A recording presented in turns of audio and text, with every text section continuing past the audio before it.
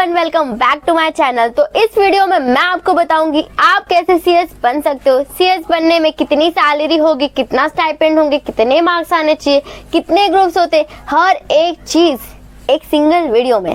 तो बस बने रहिए। तो देखो, सीएस बनने के लिए आपको 3 स्टेजेस से गुजरना पड़ता है। पहला है सीएसईटी, दूसरा है सीएस एग्जीक्यूटिव एंड तीसरा है सीएस प्रोफेशनल। सीएसईटी 200 मार्क्स का ऑनलाइन एमसीक्यू बेस्ड पेपर होता है जो आप किसी भी लैपटॉप या पीसी के सामने बैठ के दे सकते हो। इसमें आपको 100 मार्क्स स्कोर करने पड़ते हैं तो आप सीएसईटी क्वालिफाइड कर जाते हो और आप सीएस एग्जीक्यूटिव में पहुंच जाते हो। अब सीएस एग्जीक्यूटिव में 2 ग्रुप्स होते हैं, ग्रुप 1 एंड ग्रुप 2। अगर आपको ग्रुप 1 क्वालिफाइड करना है तो यहाँ पर आपको 400 में से 200 मार्क्स लाने पड़ेंगे।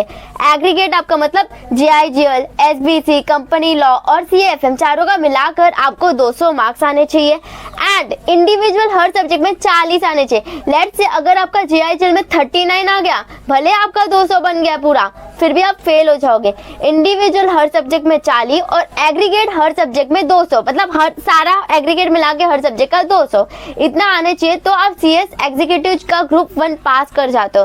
फिर आते हो ग्रुप 2 में। ग्रुप 2 में 3 सब्जेक्ट होते हैं जो कि 300 मार्क्स के होते हैं। इसमें आपको 50% दैट इज 150 मार्क्स एग्रीगेट आना चाहिए एंड सारे सब्जेक्ट में 40 आने चाहिए तो आप ग्रुप 2 भी पास हो जाते हो।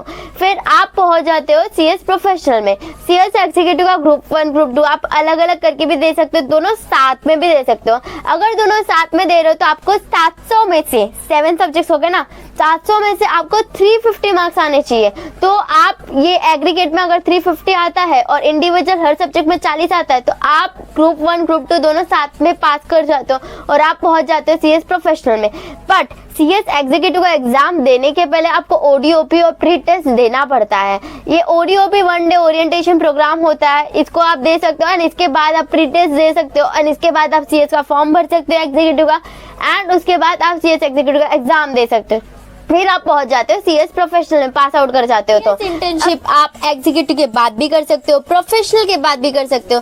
अगर आप एग्जीक्यूटिव के बाद इंटर्नशिप करते हो तो उसके साथ आप पढ़ाई कर सकते हो। लेट्स से अगर आपने अपना एग्जीक्यूटिव का अटेम्प्ट जून में दिया था और अगर आपका रिजल्ट अगस्त 25 को आया तो आप जो सीएस प्रोफेशनल का अटेम्प्ट है वो दिसंबर में नहीं दे सकते, वो अटेम्प्ट जो है वो जून में जाएगा क्योंकि एग्जीक्यूटिव और प्रोफेशनल के बीच 9 महीने का गैप होता है।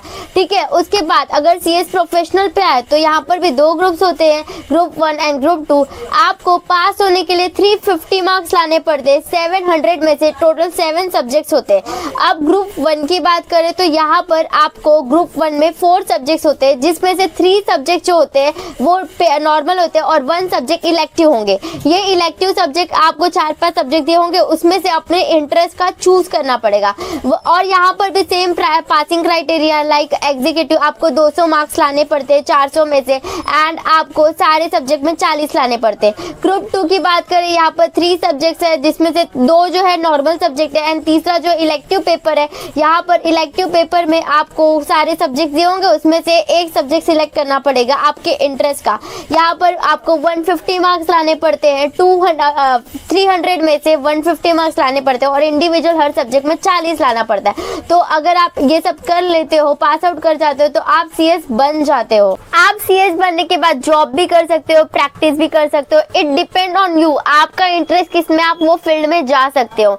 इसके अलावा अगर बात करें स्टाइपेंड की तो एक CS executive pass out student को एक फर्म में 8K से 15K तक स्टाइपेंड आराम से मिल जाता है।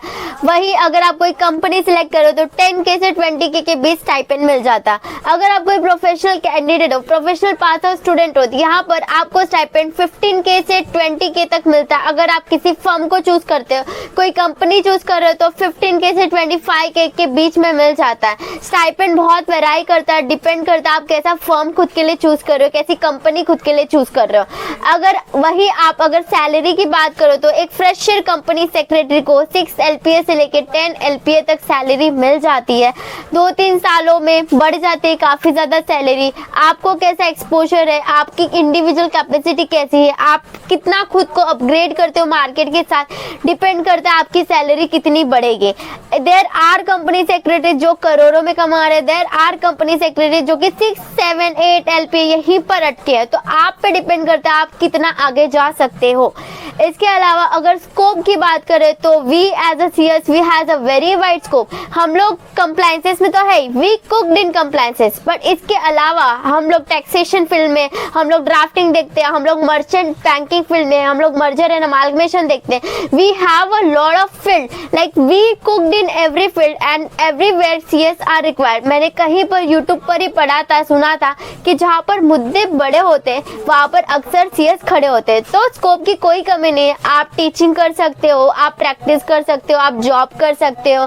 हमारा स्टार्टिंग जो है इंटरेक्शन बोर्ड ऑफ डायरेक्टर से होता है, तो हमारे पास बहुत ज्यादा अपॉर्चुनिटीज है। For more such content do like share subscribe and hit the bell icon.